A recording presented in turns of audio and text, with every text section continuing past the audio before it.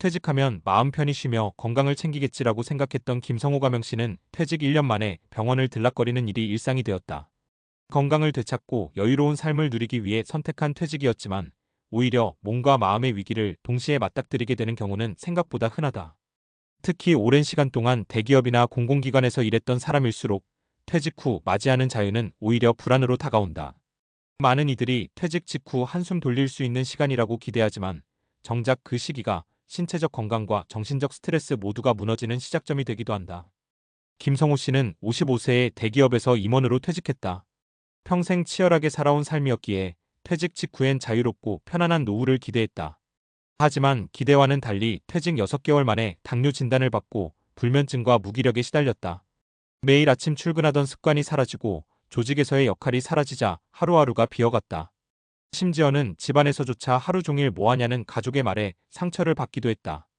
그는 퇴직 후를 대비해 퇴직연금과 개인연금을 착실히 준비해 두었지만 정작 삶의 리듬과 건강을 잃으면서 그 돈으로 병원비와 각종 건강관리 비용을 충당하고 있었다. 일하지 않아도 되는 안정된 소득이 있음에도 그 소득을 건강에 투자해야만 유지되는 상황. 돈은 있는데 몸이 따라주질 않아요. 이럴 줄 알았으면 퇴직 후 6개월은 건강검진부터 하고 체력 단련이나 했을 걸 그랬어요. 그의 말에서 후회가 묻어났다. 또 다른 사례는 60세에 공무원 생활을 마친 박진자 가명씨다. 그녀는 33년 동안 시청에서 근무하며 부지런히 일했고 공무원 연금으로 어느 정도 안정된 노후를 기대했다. 하지만 퇴직 직후 갑작스러운 허리 통증으로 병원에 입원했고 의료진은 오랜 앉은 자세에서 비롯된 만성 디스크와 골다공증을 진단했다. 퇴직 후에야 비로소 자신의 건강이 얼마나 방치되어 있었는지 깨달은 것이다. 게다가 자녀들이 아직 젊으니 뭔가 다시 해보는 건 어때요? 라는 말에 마음이 흔들려 동네에서 작은 스튜디오 창업에 도전했지만 고객 응대와 장시간 서 있는 일이 힘들어 결국 2달 만에 포기했다. 그 과정에서 느낀 자존감 하락과 신체적 피로는 그녀를 무기력하게 만들었다. 연금으로 생활은 되는데 정작 병원비가 매달 수십만 원이니까 여유가 없어져요. 그게 스트레스가 되죠. 라고 털어놓았다. 마지막 사례는 58세에 퇴직한 정광수 가명씨다. 중견 제조업체에서 기술직으로 30년 이상 일한 그는 퇴직 후에도 계속 일하고 싶었다. 그의 선택은 다시 취업하는 것이었다.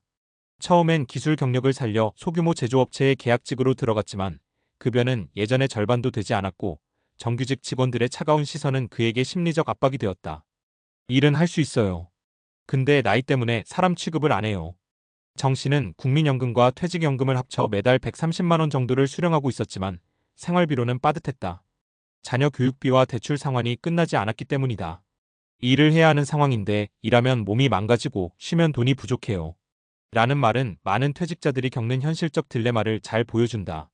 그도 퇴직 1년 후 고혈압과 스트레스성 위염으로 치료를 받았다. 이 세 사례는 각기 다른 환경과 연금 조건을 가졌지만 공통점은 퇴직 후 건강의 급격한 악화와 재취업 또는 제2의 활동이 오히려 스트레스를 유발했다는 점이다.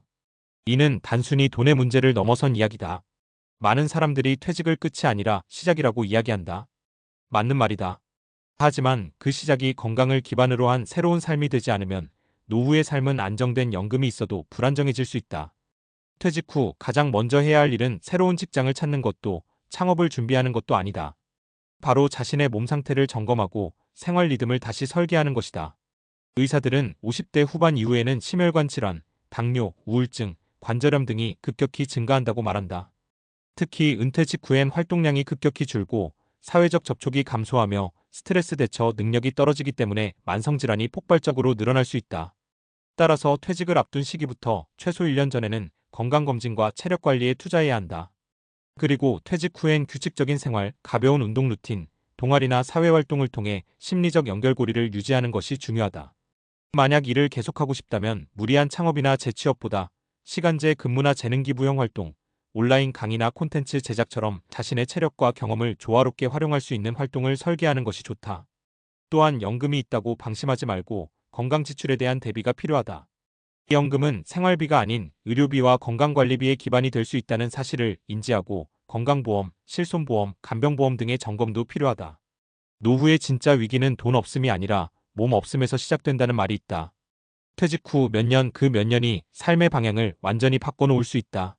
건강한 노후란 하루하루를 내 리듬대로 살 수 있는 여유와 에너지를 말한다. 퇴직을 준비한다면 지금 가장 먼저 해야 할 일은 스펙도, 재취업 준비도, 투자도 아니다. 바로 나의 몸과 마음을 준비시키는 것이다. 지금 당신의 하루는 건강한가요? 퇴직 후 건강을 지키기 위한 첫 번째 핵심 전략은 바로 규칙적인 신체활동 유지입니다. 과학적으로 보면 나이가 들면서 근육량과 골밀도는 자연스럽게 감소하는데 이를 근감소증이라고 합니다.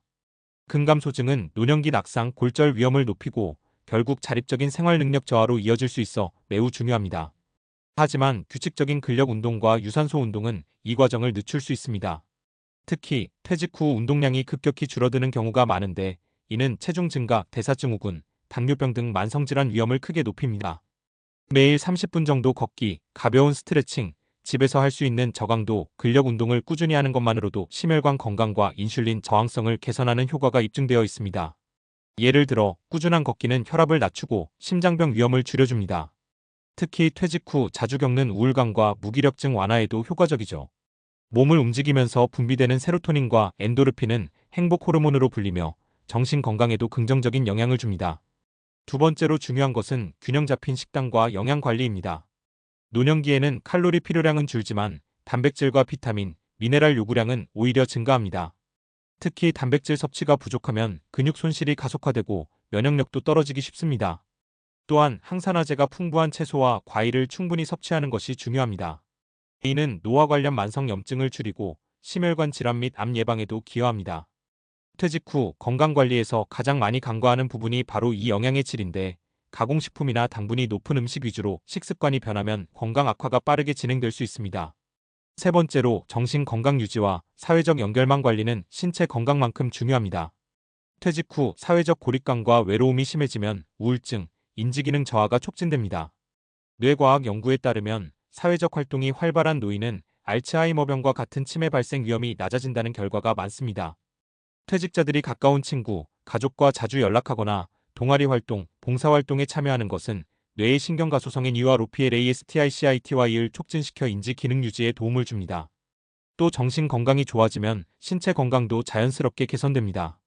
마지막으로 적절한 의료관리와 예방적 건강검진을 꾸준히 받는 것이 필수입니다.